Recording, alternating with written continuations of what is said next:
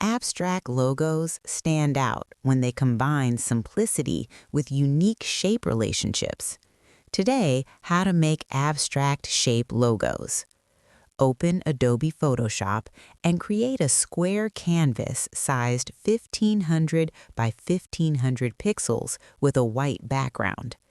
Select the ellipse tool and draw a medium-sized circle using a deep purple color. Now switch to the rectangle tool and create a thin horizontal bar cutting through the circle, lowering its opacity slightly for blending. Choose the polygon tool and add a small triangle intersecting the circle at an angle to introduce uniqueness.